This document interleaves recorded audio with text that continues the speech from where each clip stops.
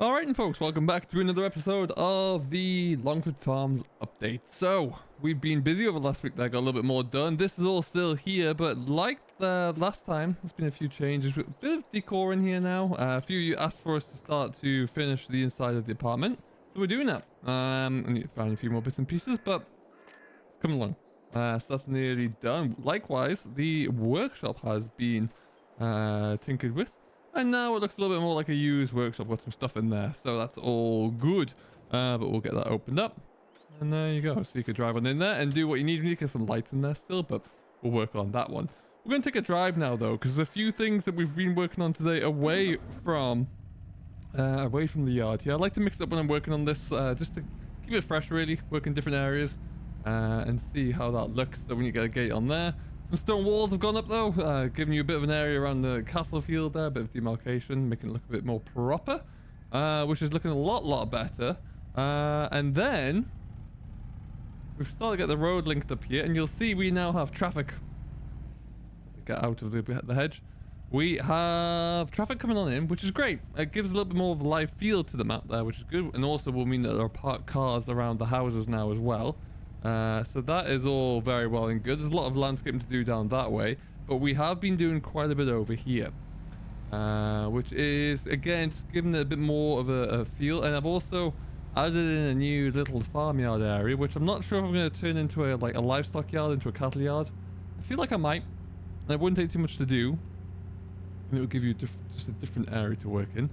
So let's go and take a bit of a look, and to do that we're going to spin it down here.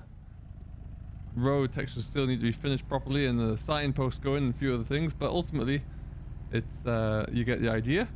Coming down this road, and we're in a completely newly textured and modeled area down here. There's a little house here on our right, little decorative house, which is there in real life, and then over here a little run-down barn.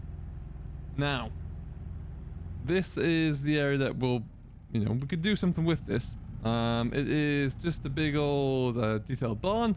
We'll put some gates on here. This could well be made and turned into a livestock cattle shed with relative ease, actually. So we might well do that just so we can give another area for you, for everyone to farm in, really.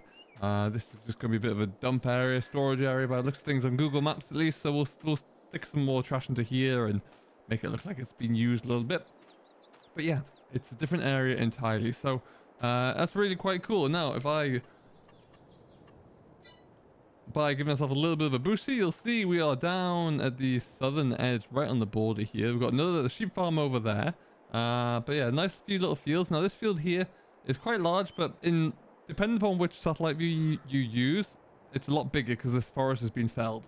However, I like the forest in there, so we brought that back on in anyway. So there's a fun shaped field there, which you can do something with. You got a little bit of a pasture right here, really, which will give you just another area. Again, gates to be added on, and then a huge field over here. Now this one would be a great field actually for silage of any sort, and you'll be able to get cracking through there. And then we're getting into the fields on this side too. So essentially, I'm starting the landscape around the main farmyard, and I'm just taking off little areas where I can just to do something a bit different there, but keep progress moving along, which is good. So let me know if you think that we should turn this one into some kind of, well, I suppose some form of livestock yard. That could be easily done, but let me know if you think it should be added. Right now, I think as it stands right now, I can count, I believe we're on 6 different livestock yards at the moment. So most of those though are around the main farmyard, it must be said. Yeah, it's going to come together. We've also added in pedestrians over at the grain sell point. So they're all in and sorted out. Gives that a little bit more feel of immersion there, which is always good to see. But aside from that, that is really all that we've worked on over the last week or so. The last video was on Monday there. But it's coming together. Landscape work is coming on in nicely. Let's just swing our way around here as well.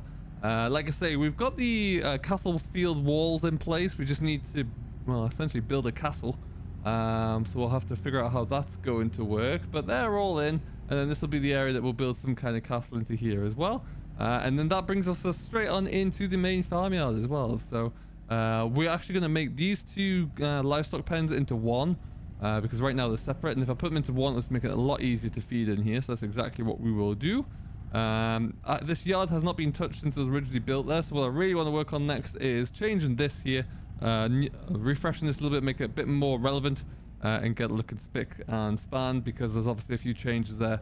This was all built, for example, before the pig unit was stuck into there, so I need to make sure that that's all accurate and working properly, and then yeah, we'll be able to kind of move forward with that.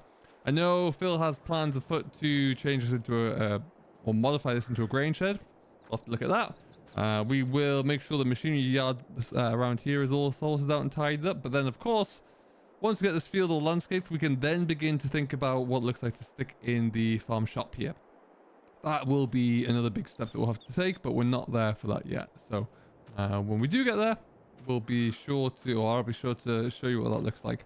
But for right now, yeah, just this yard hasn't changed a bit. One thing I do want to do, which would be really nice to get done really in terms of landscaping, will be to get the main road, or the track, the farm track that goes out from here. It shoots up along this where I've marked out here already approximately. I want to get this all marked, and you can see I've started to place trees down. Ignore the fact that they're floating, I'm just putting those down there for markers off my terrain plane that I'm using.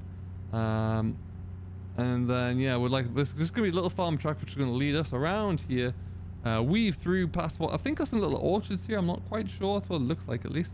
We'll come up and around. It's going to take us through to the bottoms. We have a few river crossings in place for the bottoms already, so they will all be coming in. You can see where the original vehicle spawn point was from the game save, so we'll have to get that tweaked.